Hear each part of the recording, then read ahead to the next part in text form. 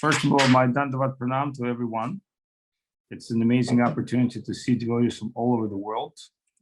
We here at California and our Madhupuri Dham, Malibu place, and we just had a little morning program, and we had a discussion about our spiritual life, why we're so intolerant, why we're so complaining, why we're always not happy with external environment. And Guru Maharaj is giving us very, very good trail to follow, is that we're supposed to be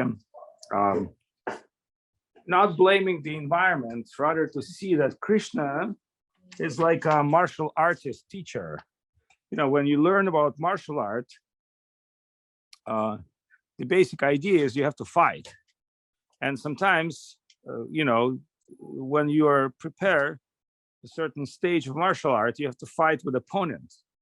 And opponents fighting with you not for purpose to hurt you, is the purpose to show you where you have your weak spot, what is you're not really properly trained, or you're not really properly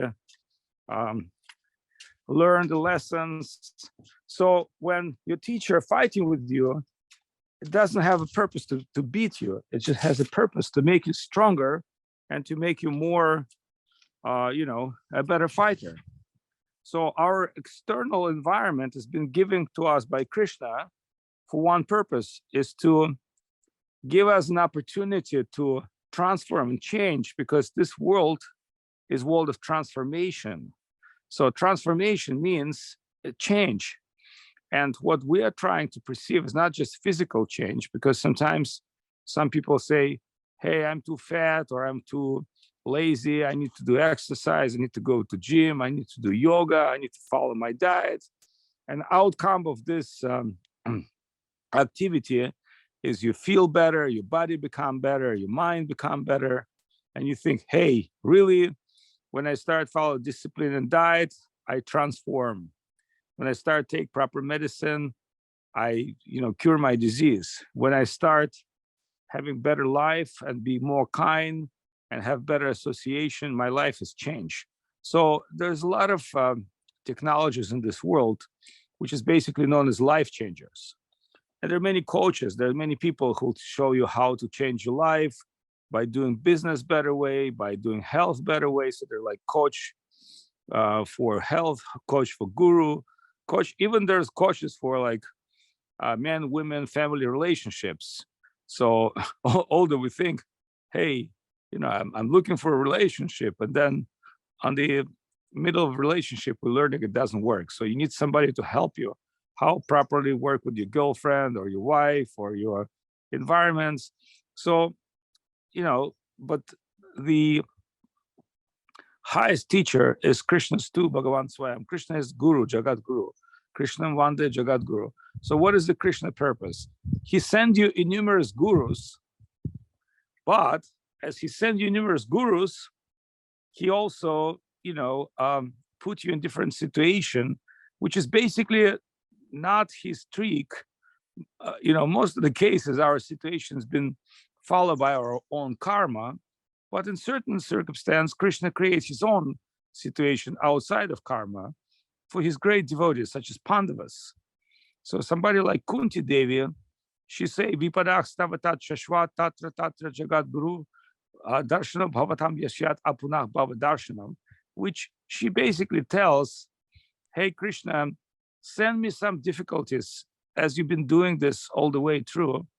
And, it wasn't simple difficulties. Kunti had so much trouble in her life, but at the same time, she had to lose her husband.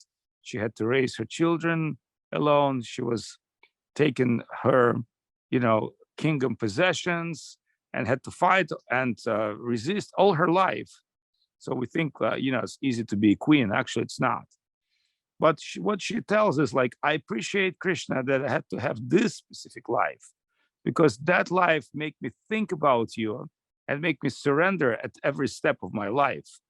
So surrender, ashraya, to accept refuge in the Lord. This is one specific part of the Bhagavatam, which basically explain in certain parts about great devotees such as Prahlad Maharaj, Jadabharata, all these great devotees, they had very difficult circumstance, and they had to go through tolerance, patience, and transformations. And many times they did not succeed on the very beginning. Still, like Dhruva Maharaj, he didn't become a king of Dhruva Loka very easy, or Jadabharata. It took several lives for him to achieve ultimate stage of supreme consciousness. So based on that, if anybody has any questions or want to say something, I'm happy to talk to all of you. I prefer live questions, which is more interesting to me because there's some energy, but the written questions also good. May I ask, when a child, 3 years old child, 4 years old child, when a child goes through difficulty, is it something that this child has to learn, or it has to do with the karma, or what is the reason? That's a very, very good, profound question. And there's one story about one sage, his name Ashtavakra Muni. Ashtavakra means 8 broken, 8-part broken. His body is like paralyzed, like polio. But he's become a very famous yogi because considering his very weak health condition, he was told you'll never be a normal man in normal society. But if you become yogi, everything's possible. So he understood he has to become yogi. So he started practice mystic yoga, although he had very physical ill condition. Through his tapasya, through his austerities, through his, basically start doing things which is not even possible for common man, but because he had no other choice, like in many cases, we're acting towards difficulties. He achieved highest position. So when he achieved Lord Brahma, the creator of the universe, he asked him question, please let me know, because Brahma said, I can give you any kind of blessing. I can do anything for you. You achieve such a high level. So he could easily ask, oh, can you give me a new body? Because that body that I had is broken in 8 parts. I'm invalid. But he asked Brahma a question. He said, tell me why my body is broken. And he said, because at very early age, you kill insects, you kill some animal. And the next life, due to karma, because you've broken the bodies of animals, insects, in fact, you become that kind of problematic, because you would break a leg to an animal, and you would technically next life have that kind of health deficiency. So Ashtavakra Muni said, when this children karma click, and he said that time you was 6 years old or something like that, and you've done something bad. Then he said, please, Lord Brahma, make the children karma start at 12 years old. So when something happened to the child born with some problems or something going on, that's his previous life. His own karma starts at certain age where his consciousness become more mature.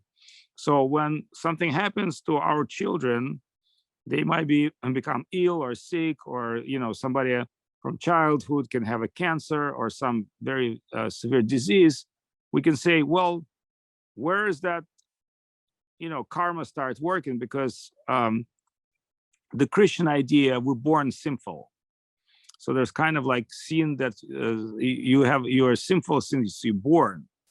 But that idea is not clearly explained without idea of reincarnation. So when you do understand the idea of reincarnation, then it makes sense why somebody born rich, somebody born poor, somebody born sick, somebody born weak, and somebody born healthy, strong, and with many good qualities. So we should consider previous life of your child, because he's just child, appear as a child to you, but actually he's an eternal soul, and he's probably been millions of years in this material world. So obviously he's followed the rules of karma, which has been, the book of karma is written by ourselves. So we're writing our karma every day through our action and reaction. I hope I satisfy you with that answer. Thank you. Now, here's your second question would be, your question would be, well, what can we do in order to, in order to erase that karma or make this karma soften? Because see, word karma is something that's not really fairly stated in the book the way it should be as a destiny. In many of the cases, karma can be changed. And in ancient Vedic culture, there were different activities like giving out charity, feeding people, be engaged in some spiritual work, and being pious person. That can soften the karma up to a certain point, and some things can be neglected. Like, for instance, in India, in astrology, they will tell you, hey, you should wear this stone, or you should wear this thing, or you should do, you should fast on Saturdays, or you should do this and that. And that, yes, and that will soften the karma at a certain point. But really, the Guru Maharaj explained, karma is like a fan. The fan is running, but if you unplug fan from electricity, gradually it will stop. So how you unplug your karma? You unplug your karma by plug in so-called nitya karma or nitya dharma, by follow Krishna consciousness, by chanting name of the Lord, by participating. And at a certain point, you will realize you're born in an unperfect material world, like you're born in prison. And in prison, the torture and suffering in prison mean you to understand that you have to get out of prison. So if prison would be a place where you would have a good food and a lot of fun, you would say, hey, you know what, I'm staying here. It's like my home. But you're born in prison, and suffering in prison meant you to get out of prison as soon as possible, as soon as you realize that. Otherwise, you would mistaking this world as all in all. You think, oh, my wife is eternal, my child is eternal, my land is eternal.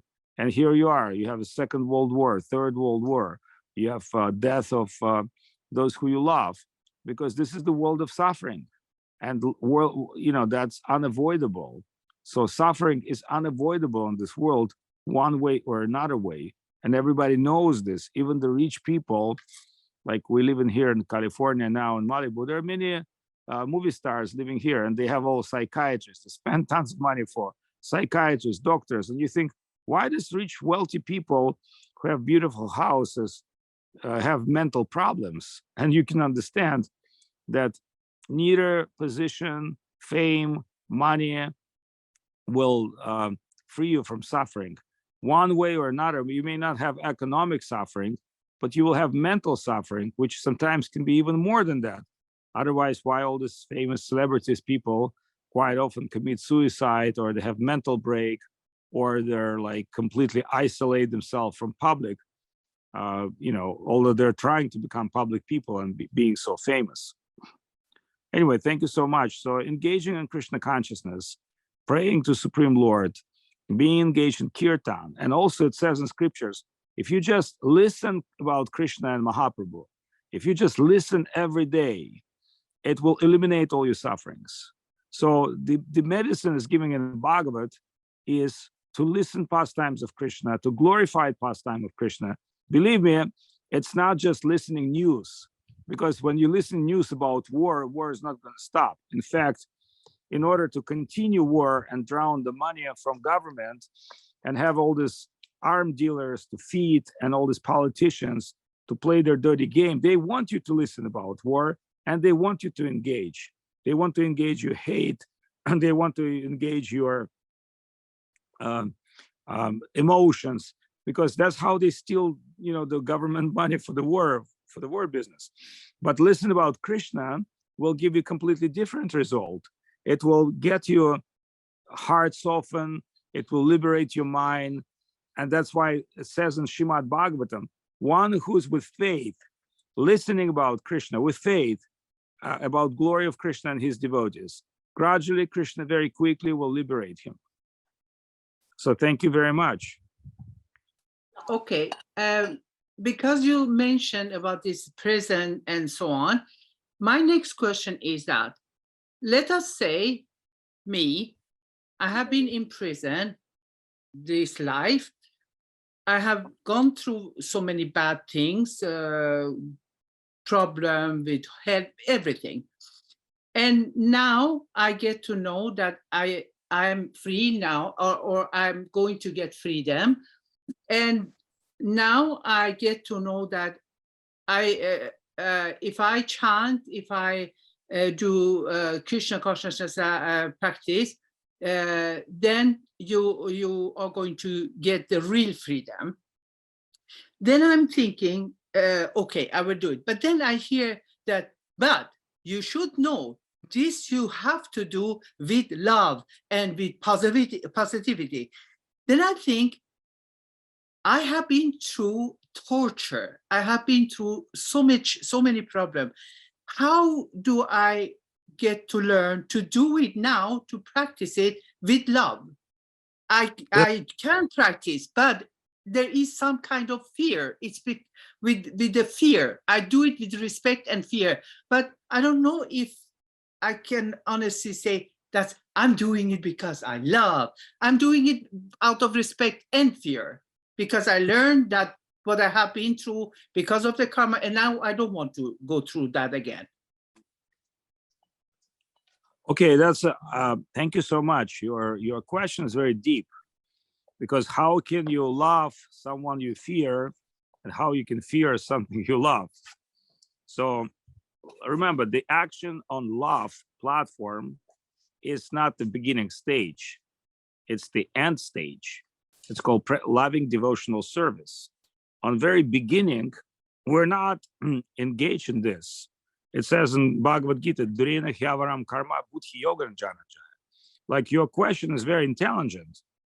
You figure out immediately, hey, you know what, guys, I've been a criminal. So how you want me to become a beautiful, loving person the next day I find out about Krishna? That's not going to work. What it will work is that you have to develop your faith in Krishna. And as you're going out of duties and obligation, like for instance, when somebody's really sick, he can't perform activities normal human, normal sportsman. They will tell them, you do this as a therapeutic sport, not as a sport, because you're not on that level yet. So first we have to develop our faith. And how do we develop our faith? Is to associate with devotees of Krishna, and gradually this understanding of Buddhi Yoga, which Krishna mentioned in Bhagavad Gita, will become quite strong in our hearts, and our faith will become strong. And then on the very high level of our spiritual life, yes, we act in loving devotional service. Right now, you're absolutely right. We don't have the love of Krishna. In fact, we don't even have enough belief in Krishna or faith in Vaishnavas. We have general faith. So we do need to increase our faith. It's almost like a capital. If you don't have a working capital, there's very little business you can do. You know, you can have an idea, but in order to make your idea a reality, you need to have a working capital, investment. So you don't have an investment. So who you do associate with? Investors who have more working capital, who believe in your idea. That's how you entering the association of devotees, of Vaishnavas, and you increase your working spiritual capital as a faith to associates by devotees, and gradually by performing spiritual activity under in association with devotees, which is Sankirtan, deity worship, your faith will gradually increase. And inner result of your faith increase will be that you will eventually, according to your fortune and according to your ability, enter the world of love and faith, which you have been talking about. So as you understand, the key Krishna Bhakti Janmahoy Mahu Sadhu Sangha, through the key of spiritual development and spiritual growth, according to the scriptures, as Sadhu Sangha, association of devotees. So thank you so much for your question, because through your question, we all have wonderful benefits. Your question is very deep, very profound, sincere. It's not a question of curiosity, it's a question of necessity, which also showing us way how we should be taking our spiritual life. Because some people say, well, I don't know if God exists or not. All right, if Krishna will prove to me that he exists, I will believe it. I don't really know about should I accept this and that, because so many different religions, so many different spiritual ideas, giving so many suggestions. What should I do? What should I believe? So these are good questions, but they're not deep questions. There could be superficial questions. So we have to, as Guru Maharaj say, always dive deep into reality. And thank you for taking us to that path of diving deep. Anybody else? Any other questions? Все ли хорошо? Это человек, имя его Акинчин Махарадж из ЮАР. Вот на прошлой программе женщину увидели из ЮАР, и да, как он поживает, жив, или как бы... Да, вот такой вопрос. Как трансформация? The question was about one devotee that accepts sannyas and try to preach, and then we don't hear from him any longer. So then we should ask the question, how he's doing? Well, we can also say one thing. If someone who is trying his spiritual life, but he's not in circle of devotees, that means we cannot consider that he's doing best he can. Obviously, the possibility of someone go to isolation and practice spiritual life as individual, that's a very possibility. It's normally we would find within yogis, because yogis would go to caves in Himalayas and they would stay by their own and they would engage in practice, and finally they reduce eating, breathing, etc. So in yoga, that's a very common thing. Unfortunately or fortunately, in devotional life, you will not get good if you don't stay in association with devotees. And again, there are different ways to do it. One way is to stay in live association, live service, which is the best.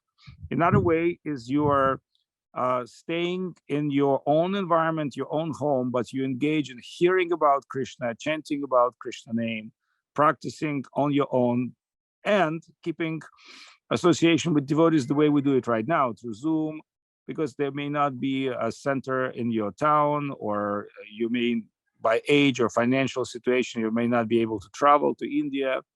However, it's all about consciousness. So we cannot say somebody who's staying in his own home, especially with internet and books and things, but the intensity of your spiritual life will come from enthusiasm, from association. So whether you are reading the books about great devotees or you hearing live devotees in Zoom and stream, the question is, are you getting enthusiasm? Are you getting desire to engage yourself in spiritual life? Are you really interested into progressing? And I mean, does your internal questions have been answered? Or are you doing formal, just like devotees ask question, like, are you doing this with your love and devotion, or you're doing this with faith? Which stage of spiritual life you're on?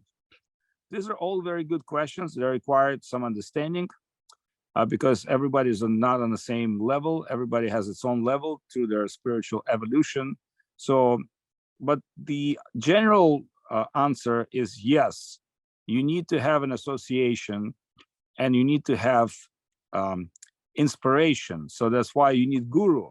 So maybe you don't need guru to live with guru, but you need guru as an aspiration, as a person who's inspire you, and that the person may be not living today, maybe living 16th, 15th century, maybe he's a great commentator, but you still need somebody to give you the holy name. You still need somebody that you serve and believe. And that is our internal necessity.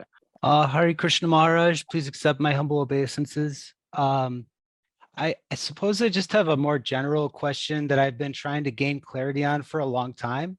I'm 33. I've been familiar with Srila Prabhupada's books since I was about 19. I come from a Roman Catholic background, and I've been chanting on and off for those years. I guess I'm just seeking to clarify how it is that I can best a lot of times as I begin to progress further in my Krishna consciousness, there's a pullback from my Christian like roots in my mind as far as how to integrate there's maybe some fear that perhaps I'm not being loyal to some aspect of the Lord if I'm to follow Lord Chaitanya further. As you can tell, I'm not exactly sure what I'm asking. I'm just trying to perhaps gain some clarity here if you have anything to offer. It's a very good, sincere, profound question. I really thank you for that. Because you're BB Bhakta Brian. I'm also BB Avadhut, so we're BB. So I have a friend who's a very famous Christian priest, and he ran a very famous monastery. And by connecting with us, well, you can say by accident, we start association, and we speak about Christianity, the Hinduism, the Bhagavad Gita. And what I detect as more he starts reading books of Krishna consciousness, is more Krishna consciousness he becomes. But he's a big priest.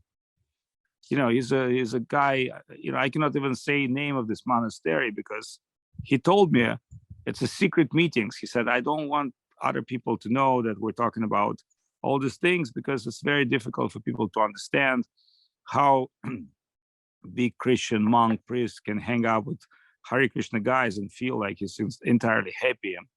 And I've done this more than one time, spoke with different, you know, devotee of Christ, like especially in Italy with Krishna Kanta. We would meet, I think, Father Biagio, who was a Franciscan, one of the leader of Franciscan monks.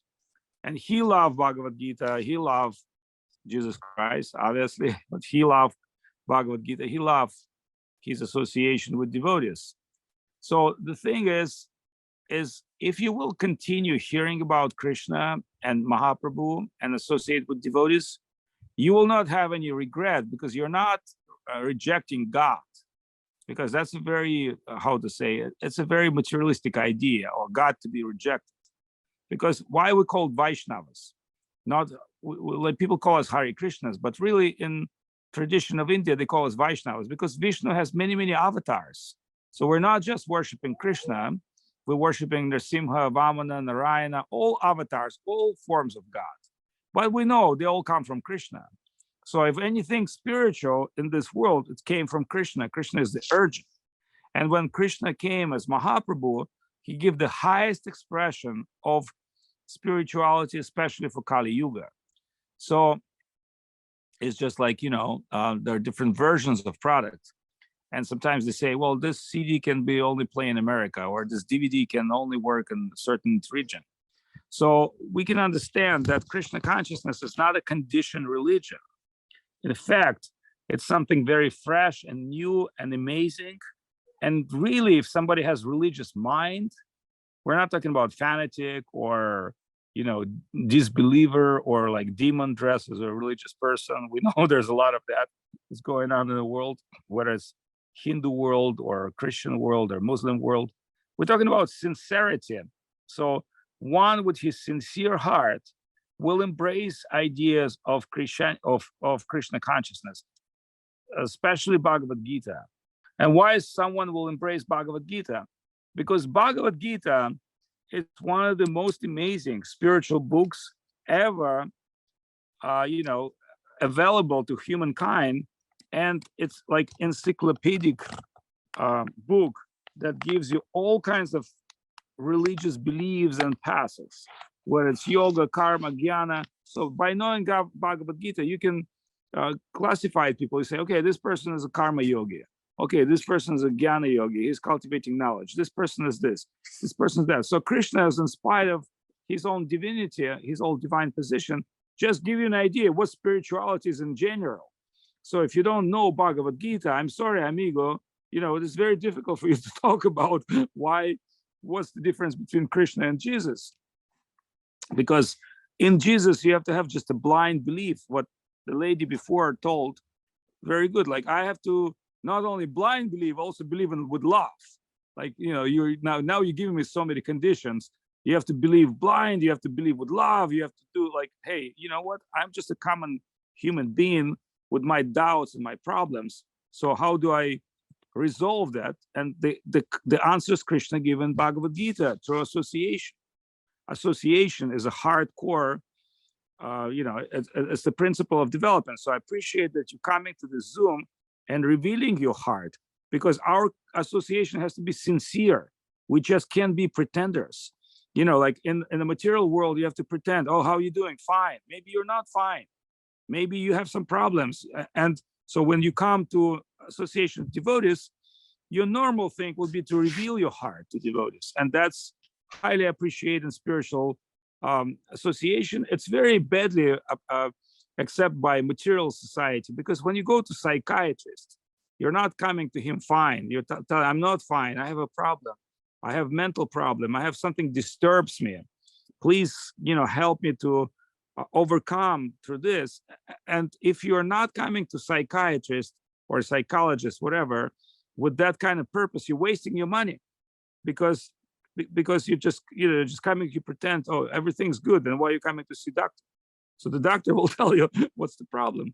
His doctor will detect what the problem is. The problem may be deeper than you can even understand. That some people, they're shocking discovery, they have cancer or some, serious disease. They thought they're just having, a blood pressure problem, and happened that they have an almost heart attack. So doctor can tell you, hey, you know what, amigo, you're in a worse situation. You need to take an action immediately. Immediately, you need an operation. And you're lucky you came today and you inquire, otherwise tomorrow would be too late. So thank you for inquiring, and please stay in association of devotees. And I'm sure you have beautiful spiritual name, and you will open your heart, and you will grow, in such a deep, profound way that you will, and again, we can't unappreciate Jesus or the saints, because the saints are people who try to follow spiritual life. What's the difference between demons and saints? The demons are not stupid. The demons know maybe even more than saints. So if you really look at the great demons in Vedic history, like Ravana, and he wrote so many amazing books. You won't believe what books Ravana wrote. You won't believe how many prayers to Shiva. There are so many famous prayers to Lord Shiva that written by demon Ravana. And you understand, he was a scientist, he was a poet, he was this, he was that. He was like kind of an incredible person. So, but what was the thing? He was enemy of God. And what enemy of God must be powerful. So that's why Christians, they speak about Satan, and they say how much Satan qualified, how much Satan knows how to seduce people. Because in the Vedic idea, Satan is represented by Kali, especially now. Kali is like personification of all the evil time, all the evil reality. So Kali's idea is to offer us material pleasures and material fame and material possessions in exchange to our free will to love Krishna.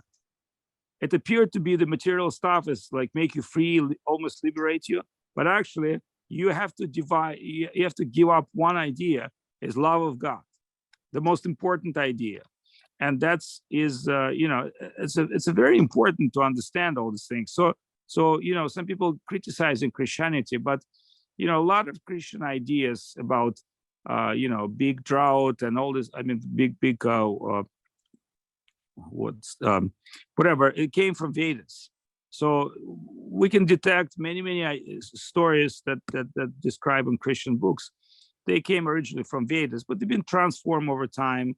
It's been modified, and it's been shaped for political control of humans. So we can say a lot of the religions nowadays, they're not really religions. In a sense, they're not really preaching the essence of religion. They're just trying to control society. But it doesn't mean that people are not believing there. People believing, of course. Thank you so much. Any other questions? Dandavat Pranams Maharaj, Dandavat Devotees. Hello. My question's around surrender and inspiration. And where is the balance between being able to listen to the inspiration that's coming within and expressing that and bringing that through in preaching Krishna consciousness and supporting the mission and bringing life and new life into the mission. And with the surrender piece, it's like, where is the line between like surrender to Guru and listening and waiting for instruction and yeah, and then also like surrender in the relationship with reality and the environment as life is unfolding. So it's not very clear, but it's around surrender and inspiration. I got good reading from you, because your question is very, very important. See, because like when we come to work, they don't ask us, hey, and suppose we work in a McDonald's. It's almost like one of the most horrible work you can have, but a lot of people at a young age coming to that, because they're not asking you, are you really inspired today to serve the customers? Do you really feel connections with those burgers that you're giving away? Are you happy with your remuneration, how much money you get? No, you're not that. You're just coming to McDonald's. You're giving, I'm sorry, shitty job, shitty position, shitty money, and maybe you're doing this because that's the only way to pay your bills to survive. But that itself will make you appreciate one fact, that you need to educate yourself deeper. You need to get a better job. You want to have a job that you love, let's say an artist or a musician or a composer. So a lot of the students, they say, when I start working in McDonald's or some kind of a menial job, that give me a deeper understanding that I have to tolerate suffering of life in order I become qualified. And then surrender and inspiration come when I'm a great architect, I'm a great designer, I'm a great animator. But it took me hard years to learn this stuff. So when we are coming to spiritual life, in a lot of cases, we're thinking, hey, I'll start base spiritual inspiration, because beginning of our spiritual life is called utsahamaya. It's kind of like demo version of enthusiasm and feelings. And then Krishna withdrew that demo version, because you're no longer a demo version subscriber. You have to subscribe and pay. And how do you pay to Krishna? Through your love, through your dedication, through your duty. Remember, Bhagavad Gita and Mahabharata, it's the book of duty. Krishna describes different duties. There's duty of mother. Just think of this. If mother would say, I'm not really inspired to give milk to my born child. He doesn't smile when he look at me. He's always crying, I'm so depressed. So I'm not gonna take care of my child. Mother would never say that, because she has the duty, which basically backed by instinct. So the mother, there might be crazy mothers, but the real mother, she will nourish the child. If she feel good or she feel bad, she will, like sometimes mother said, I couldn't sleep all night, but I just have to feed my baby. I can't, so baby become like so much disturbance, but because of love, baby's been taken care of. So considering your soul is like a baby and your body like a mother, and your soul will cry, but your motherly instinct will tell to your self, I have to nourish my soul. Whether I like it or I not like it today, that has to be my duty.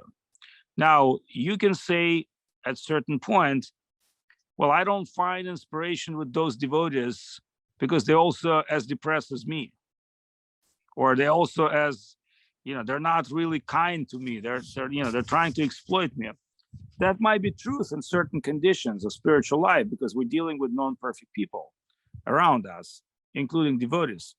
But what means devotee is, it's not just we're getting together to watch movies. So when we're coming together to worship, when we start chanting, praying, singing, when we start hearing about Krishna, when we start worshiping Guru, some miracle happens. It gets us all in connection. And that's what the miracle transformation is. So we get together, we do that. And I said today to some of devotees, I said, if you're not really happy in association with devotee, if you're kind of a complainer, everything's wrong, maybe you're gonna get your own job, your own house, and just visit devotees once in a while. But even when you have your own job, your own house, you will discover so many duties you have. You have to clean your apartment, you have to cook, you have to go to work, you have to take care. You still have to take care of your body. Nobody will tell you, oh, because you're working right now, you know, you're free to do so. So you have so many duties and so many obligations, and still you have to find some time for your spiritual life, because you will not be, you know, internally fulfilled without spiritual life. Remember, Gurudev wrote book Inner Fulfillment, not external fulfillment. So their pleasure for the senses, like food, sex, you know, physical life, it's a pleasure for the senses, but it's not really fulfillment, because you are a spiritual soul and you do need something to fulfill your spiritual self. So if you develop your baby soul, and your baby soul gradually awakes and start function just like a baby, you know, when a baby born doesn't function much, just, you know, crying, pissing, pooping, and, you know, eating. But as baby growing, it's discovering the whole world around himself. And final position of the baby, because in the beginning, baby is very egocentric. He's inquiring for mother and father to serve him. But as the baby growing, becoming mother and father himself, then he understands the purpose of his existence is service. And that's what fulfill our heart. So we meant for service of Krishna, and that will fulfill our heart. And when we will feel this fulfillment, then we understand whatever sufferings we take for that, it's worth it. Because also devotees suffering, but their suffering is so sweet. Believe it or not, when devotees suffering for Krishna, they feel internal fulfillment. It's very difficult to understand that suffering can make you happy, but in spiritual life it is. And mother can understand this partially. You know, being a mother, that's a very big move for lady, for the girl. Become a mother means to discover different type of nature that exists within you. And so in your spiritual life, you need to find the sense of duty, sense of obligation to yourself, to God, especially to yourself, because you are basically our human being. You evolved to a very high position of you controlling your physical body. There are a million other souls in your body, but you are in charge of your body, and you have free will. You know, it's very difficult to understand for people how body valuable is, because you can be a living being without body. You can be just part of tree or part of stone, a rock, or insect or microbe. Just think of this: what is your evolutional approach that you came to this position, that you got your own individual body? And that's the next step to spiritual reality of Krishna. And if you're not take advantage of that, not realizing that, you might have to come back to evolution and, you know, next life become a tree, insect, or whatever, you know, depending on mood of nature by which you live in your body. It's described in scriptures. So whatever your mind is driven, you will be achieving that form. Normally people mind driven by sex and pleasure. That's why they're born again. You know, if somebody's in drugs and tamaguna, they become trees, insect, animals. And, you know, only very pious people, they go to highest position or take human born, you know, birth again. So welcome to endless, like you have to readjust a lot of things in Krishna consciousness. And Guru Maharaj said, religion means proper adjustment. So we have to readjust ourselves. But as far as being in a community of, you know, devotees, it's not an easy thing to do. I can totally agree with you. It's, you know, you would think being a guru is like end of evolution. Actually, it's not. It's one of the worst positions you can have. Because I'm appear a very smart guy who speaks to you, but remember, every thing I've learned by two ways: bumping my head and getting my own pain, or, you know, hearing something from devotees, which is source of inspiration. So I'm sharing with you something that I heard from devotees, but I'm also committing numerous mistakes every day. And I'm also a lot of time with frustration, especially with myself. I'm super frustrated about myself, but what can I do? I cannot give up Krishna consciousness. Somehow or other, I have to move. We must have faith, and faith will come from heart to heart. Okay, thank you so much. Next. Дандават, это у меня вопрос был. Мы с Сварупом тут обсуждали про Шри-Чайтанья Сарасвати Матх. Срила Говинда Махарадж однажды сказал, что мы все пришли под один зонт Шри-Чайтанья Сарасвати Матха, но каждый пришел со своим зонтом. Что это значит? Okay, so that's a good question. Thank you so much. So he heard that Srila Govinda Maharaj said, we all came under one umbrella of Guru Maharaj. But Govinda Maharaj said, but we also came with our own umbrellas. So we all came under service of Srila Govinda Maharaj, but obviously we came to mission with our own skills, with our own experience, past experience. So that means every one of us has its own unique service capacity, which we're coming, because this umbrella is umbrella of service. So Krishna Anushilana Sangha, it's another name of Chaitanya Saraswati Math, specifically been registered in Calcutta, because Navadvip Dham Chaitanya Saraswati Math, it's a holy place, it's a unique temple where Mahaprabhu been worshipped. But Calcutta, the capital of Bengal, mission were registered under Krishna Anushilana Sangha, which means society of people that try to fulfill Krishna's desires, not our own desires. So if we start learning how to fulfill desires of Krishna, then we become, candidates for deeper devotional life. And that's what means that every one of us have to learn how to fulfill desires of Krishna by, serving Guru, Vaishnava, Holy Scriptures, the deity of the Lord, be engaged in chanting of holy name, etc. All right, next questions.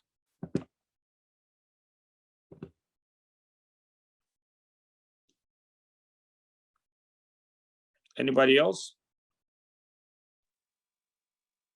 Yes, Maharaj, we have a question from Valentin.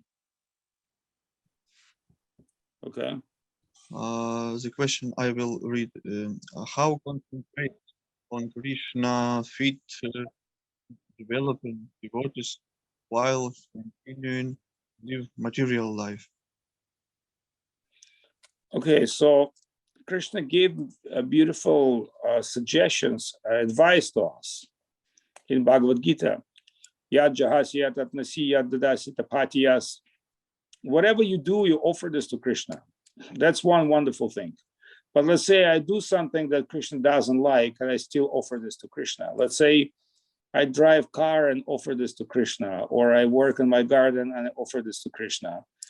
That's all good. But the final story is you do what Krishna likes, Krishna Anushilnam, fulfill desires of Krishna. And what Krishna likes is when you worship and serve devotees of Krishna, and you are taking care of your spiritual life and you can taking care of your spiritual community.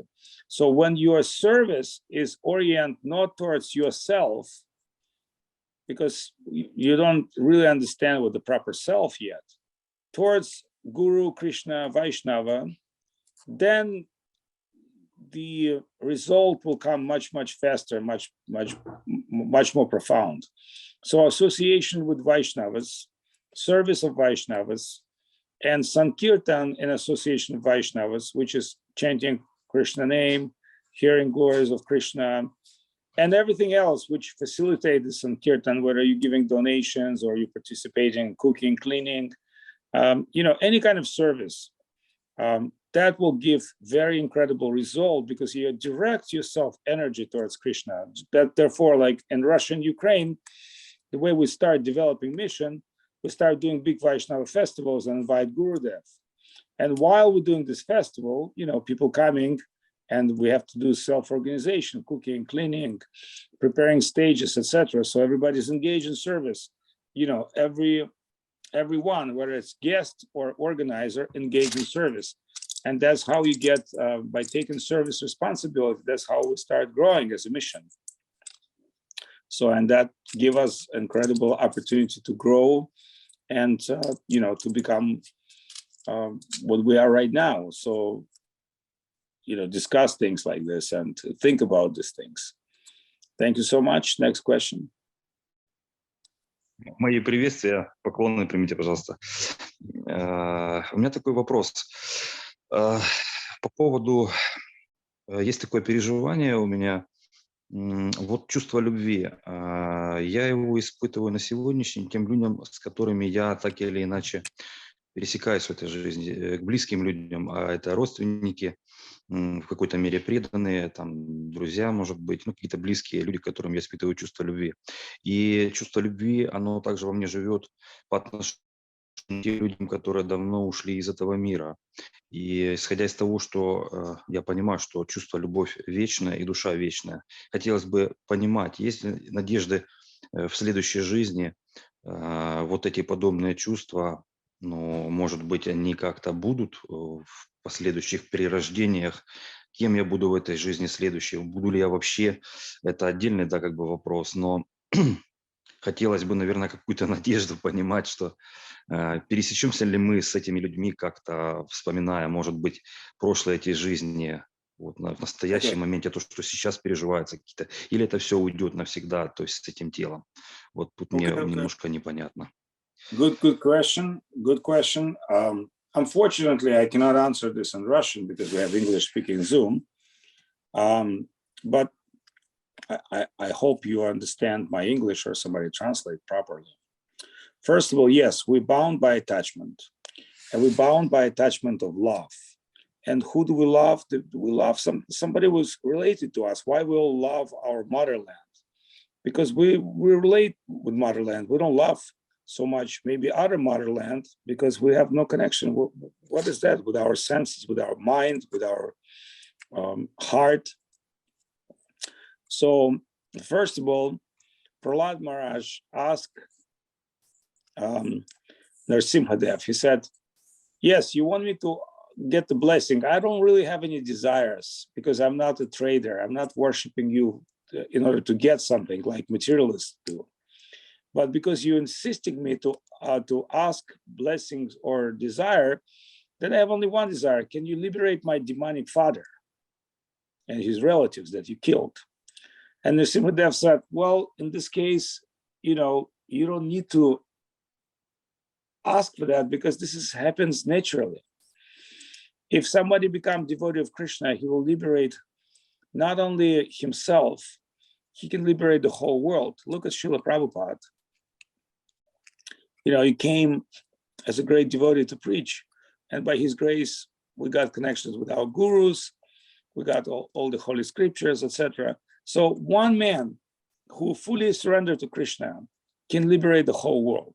And this is the proof that Narasimhadev said this very profound and very deep without just, you know, triggering this idea or exaggeration or, you know, no, it's true. Prabhupada coming to the world alone and carrying the message of Krishna consciousness to the Western world, he's meeting devotees. Everybody go through miracle transformation around him, you know, and we can say, how's one man can change the world like Srila Prabhupada did? And this is just beginning, this is not the end. We're speaking about like first 50 years. Let's see what's going to happen in, you know, hundreds of or thousands of years. If you just follow, let's say, ISKCON in India, you go to any ISKCON temple and there'll be like 500 people hanging out there. And this is just beginning. So it may not be so obvious in the Western world yet, but to anybody who goes to ISKCON India will understand this becomes a substantial spiritual movement more than any other Gaudiya Mas just by one Prabhupada. It doesn't mean that there were not other pure devotees, but this is an example how one person can change the world around him and change himself. And if you really look at the Prabhupada life history, you'll see he had wife, he had children. He was not entirely happy by end of his career because his business failed. His wife was not really happy that he had to go deep into spiritual life. His children weren't like fully recognizing him. They said, hey, our father is, loser, he's interested in this Krishna thing, not interested into like taking care of family as much. But Prabhupada had to go through all the sufferings, and I'm sure he loves his wife, he loves his children. And, I heard story that one day Prabhupada told to devotees, maybe in Kolkata or somewhere, or Mumbai, yeah, please keep the guest room, the VIP room ready, because I'm expecting a guest. And everybody's like, oh, who's the guest? And that happened to be Prabhupada's son. So, he obviously loved his son. He prepared for him prasad in the room, but maybe even some money been given to Prabhupada's family, as a kind of, respect for they're taking so much suffer to, separate from their beloved father who's taken sannyas. But one thing you can say, as much as you love those who are around you, the question is, can you bring them ultimate good? Okay, maybe my mother doesn't understand Krishna consciousness, but if I become pure devotee, she'll be liberated. That person maybe not fully understand spiritual purpose, but if I had a chance, I would definitely grant him liberation. So because devotee is better than God. Remember, God is all good, but God is running world by two principles, world of karma and world of mercy. Devotee, pure devotee of Krishna, does not using karma. The pure devotee of Krishna will not say, well, it's your karma to suffer, therefore you have to suffer.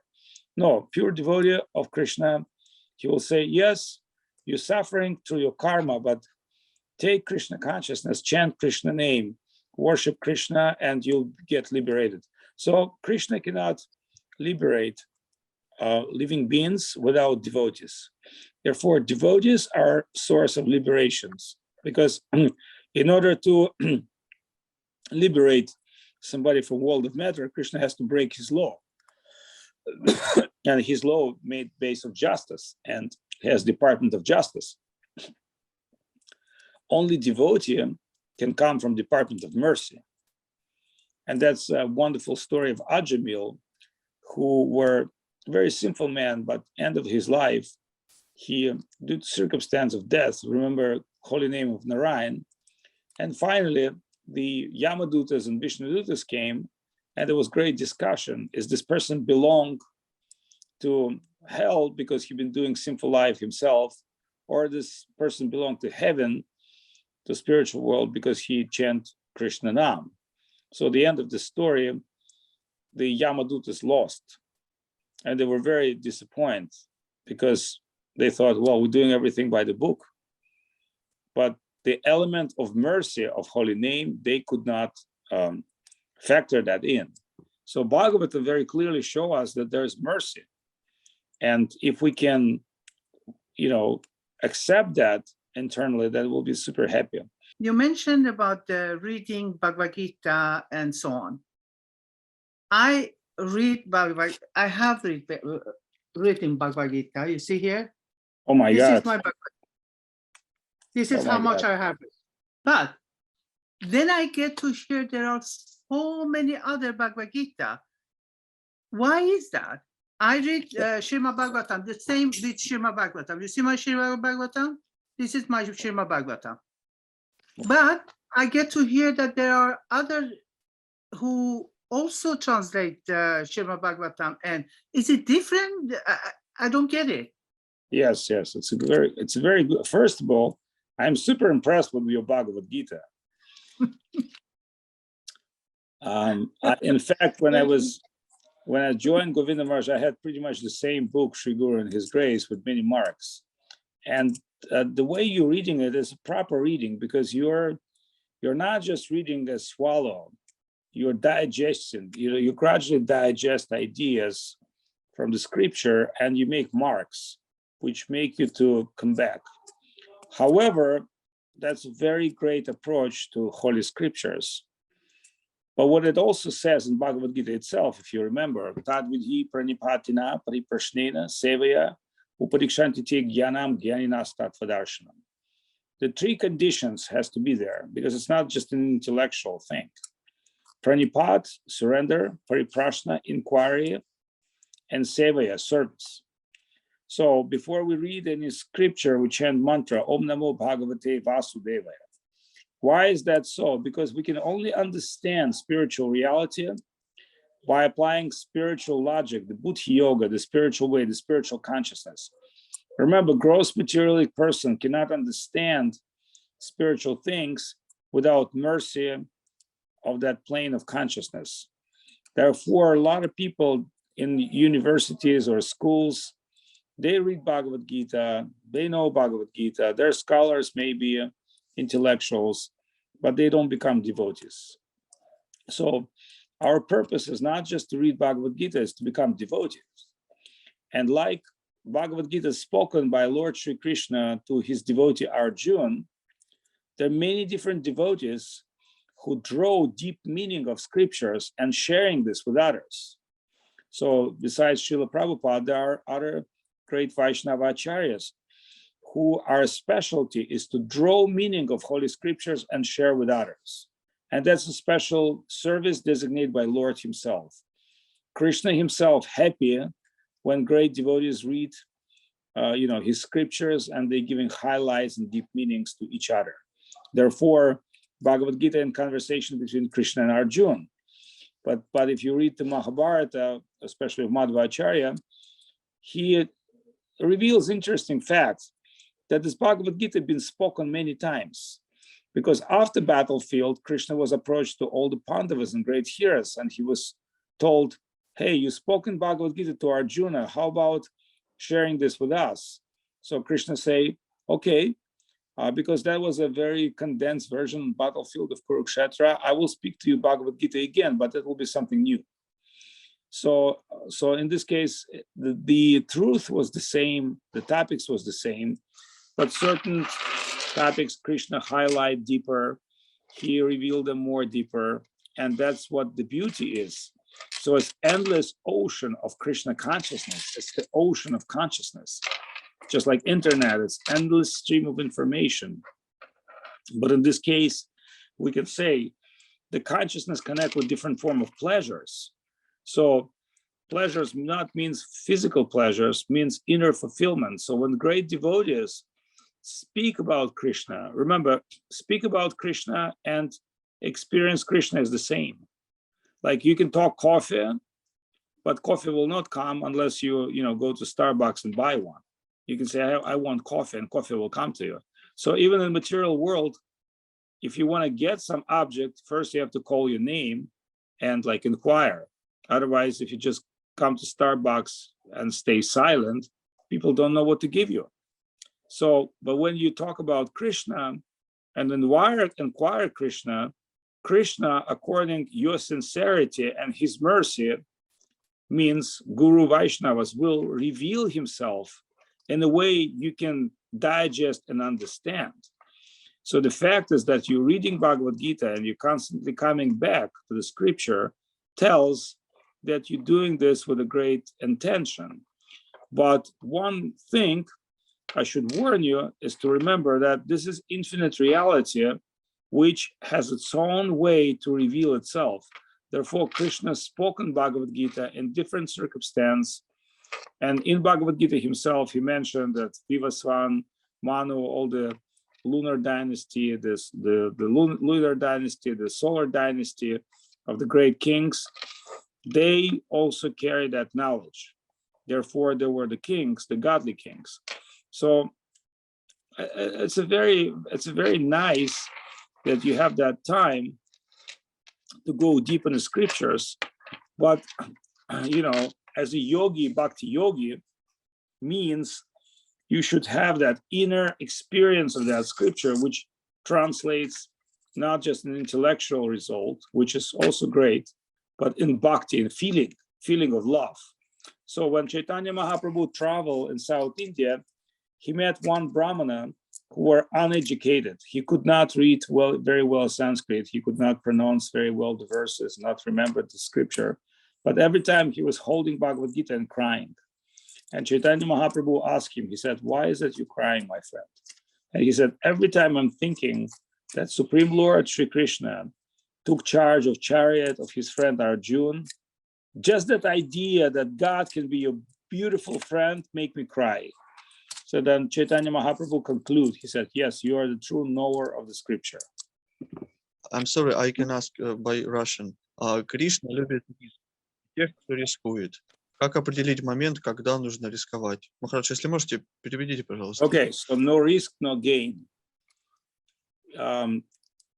He loves when devotee risk. Yes, that's true. But that risk has to be in order to fulfill Krishna's desire. It's not like, hey, you know what? Let me play cards, and I put all my money on, and I go to a casino and play, and I will, lose all my money or win all the money because Krishna loves the people who have risk. No, Krishna appreciate who will risk for Krishna. If you do this in your service, yes, then Krishna will appreciate. Also, Krishna will measure what's your expectations, because Krishna is not stupid. He's Supreme Personality of God. Man can make mistake, Krishna cannot make mistake. And even if it's appear that Krishna is making mistake, actually he's not. Because sometimes, in Krishna's time when he came here, there were different kings, demons especially.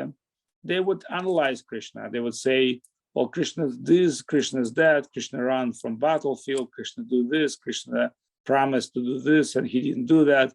Remember, Krishna is Supreme Lord. He cannot even control by his own word. If you promise something, he doesn't have to fulfill that if he see that these are just demons, I'm not going to fulfill that promise. Maybe Shiva will, because Shiva bound to his promise. I'm not promised to my, bound to my promise. I'm promised to my devotee promise. That's why Krishna saying Gita, "Oh Arjuna, you're never, as a Krishna, I can change my mind, but you as a great kshatriya, you always stick to your promise as a kshatriya. So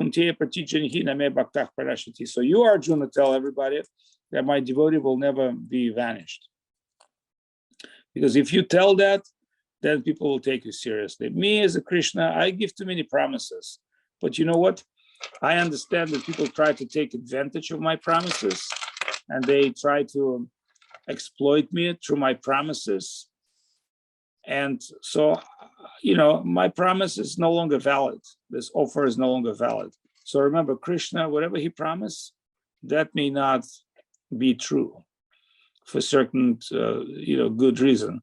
But if devotees promise something, then Krishna will 100% fulfill. So one time I asked Srila Govinda Maharaj, I said, "Who is this Vasudev Ghosh?"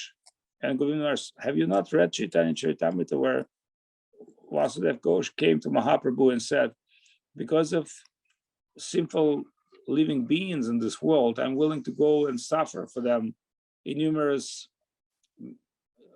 endless time in hell.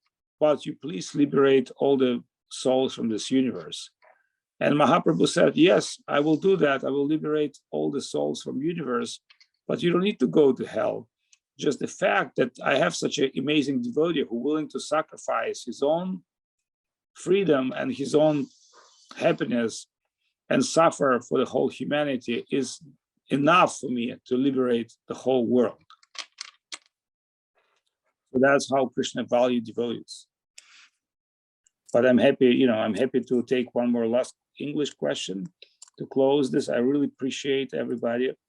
I think, I always love to preach in English, but, for some time, I always thought, well, there are many others like Swami Maharaj, Janardhan Maharaj, and Madhusudan Maharaj. they do that, but I can understand there's demand, so I will continue English Zooms maybe a couple of times a week, and we can go through all the topics. All right. Anybody? Any other last question in English speaking? From Ananda Swaropini, Maharaj, we have a question. Okay. Hare Krishna, Dandava everyone, and Avadhut Maharaj. I know you don't know me, but I've seen you online many times. I'm a bit shy to say this. Actually, it's not a question, but if I can share a small story, a bit for the benefit of the, I hope Sure. anyway, for the Prabhu that was talking about Catholicism and Krishna consciousness, if I can. Yeah, of course. Thank you. I also come from a Catholic background, and I just a small story that at the beginning of my becoming interested in Krishna consciousness, I found the temple in Soho Street, and you know, like a long story leading up to that. But from my Catholic background, I had this idea about don't worship false idols. And I remember taking darshan, and I already met the devotees once. It was amazing. And I was taking darshan, and I was really having this like, I wasn't sure. I was really like trying to pray. I was thinking, okay, please God, please guide me. If this is actually true, please, you know, show me what I have to do, because I feel like I really love this. I want to continue, but I really don't want to do the wrong thing. So I had this kind of feeling in front of the deities, and for me it just happened that it's just like the answer came straight away. The next day I felt inspiration to go again, and it just felt right, and I felt like Jesus was also happy, or I mean, I don't know, but it didn't feel like a contradiction for yeah, my faith in Christ. And somehow the question came like that, and I wanted to go. Yeah, that's it. I just wanted to share this story. Thank you. Well, Okay. thank you for amazing.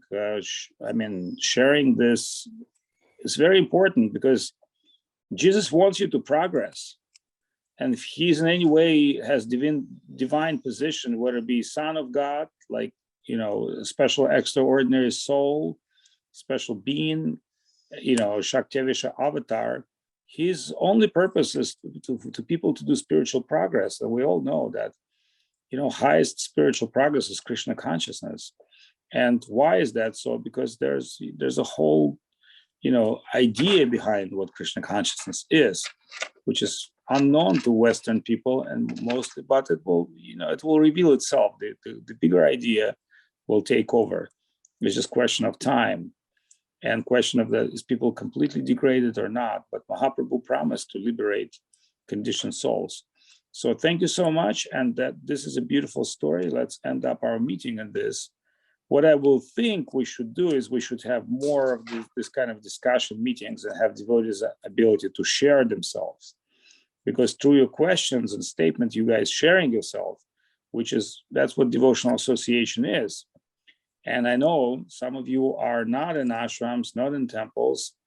You're living in the real world where you have to struggle, survive, and sometimes you need someone to support, your spiritual life. So I'm happy if my presence in this Zoom are helping for people to, survive and go through their spiritual life. I'm not any kind of a big guru or big preacher.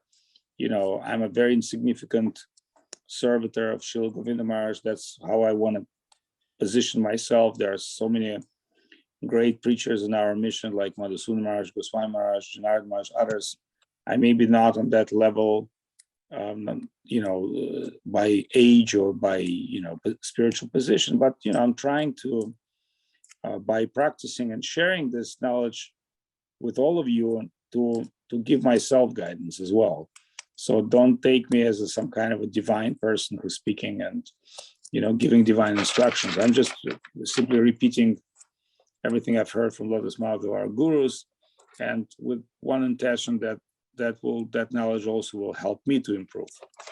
So in this wonderful occasion, let me sign out, and Rasananda Prabhu will close. I just want to thank Rasananda Prabhu and Narayan Didi for doing and other devotees for doing such wonderful service of connecting all of us together. It's very important.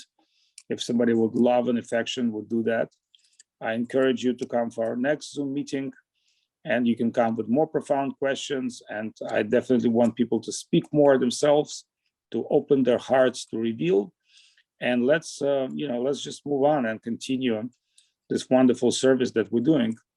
And let the Govinda Maharaj and Guru Maharaj bless all your souls and give you the inspiration and strength in your spiritual path. So my Dandavat Pranam. Thanks to everyone. I'm highly impressed to see all of you, especially some of the old friends like Jayadev and others. And thanks for the inspiration that you all give me. It was amazing. Something new came out to me today through trying to serve Srila Guru and the devotees. Thank you so much.